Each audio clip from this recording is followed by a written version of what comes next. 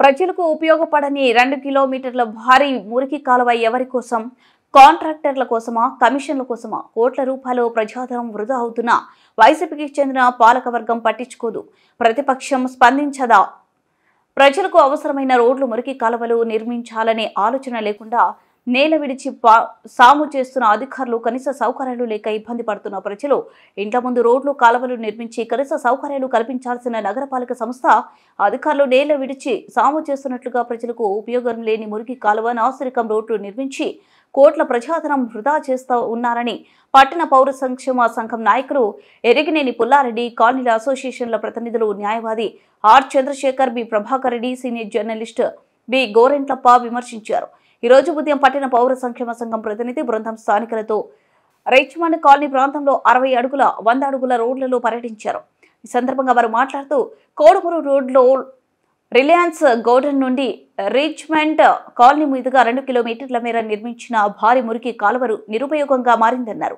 8 అడుగుల లోతులో భారీ మురికి కాలువ, 100 అడుగుల విస్తీర్ణంలోని మెటల్ రోడ్ ప్రజలకు ఏమాత్రం ఉపయోగపడడం లేదని, ఈ నిర్మాణాలు కాంట్రాక్టర్ కోసమా, కమిషన్లకు కకృతి పడే వారి కోసమా అని ప్రశ్నించారు. 2 కిలోమీటర్ల మేర నిర్మించిన కాలువ నిరుపయోగంగా మారింది. మెటల్ రోడ్ అడుగడుగున గుంతలు పడి దుమ్ము ధూళితో ప్రజలు నరకం అనుభవిస్తున్న వైసీపీకి చెందిన పాలకవర్గం పట్టించుకోకపోవడం, ప్రతిపక్షం స్పందించినందున ప్రజాధనం వృధాగా మారుతుందని ఆవేదన వ్యక్తం చేశారు. ప్రజాధనాన్ని వృధా చేస్తూ ఉన్నారు. వాళ్ళ ఓ పక్క పన్నులు పెంచుతూ ఉన్నారు, ఇబ్బందులు అంటూ ఉన్నారు. ఇబ్బందులు ఎందుకు రావండి? ఆర్థిక సంక్షోభం రావడానికి కారణం ఇంజనీర్ల యొక్క పని విధానమే కారణం. శివారు ప్రాంతాలలో చూస్తే వర్షం పడితే ఇంట్లో వాళ్ళు ఇంట్లోనే, బయట వాళ్ళు బయటనే. అలాంటి చోట కాలువలు కట్టలేదు. దాదాపు 2 కోట్ల రూపాయలు ఖర్చు పెట్టి 2 కిలోమీటర్ల మేర రేడియో స్టేషన్ ఎదురుగా నుంచి ఇక్కడ చివరి వరకు 2 కిలోమీటర్ల మేర మురికి కాలువ కట్టి సంవత్సరం అవుతుంది. 2 కోట్ల రూపాయలు ఖర్చు పెట్టారు.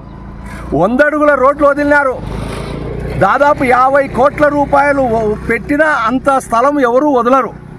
ఉచితంగా 2 కిలోమీటర్ల మేర 100 అడుగుల విస్తీర్ణంలో రోడ్డు స్థలం వదిలితే మా ఎర్రమట్టి వేయడం, లక్షలు తినేయడం.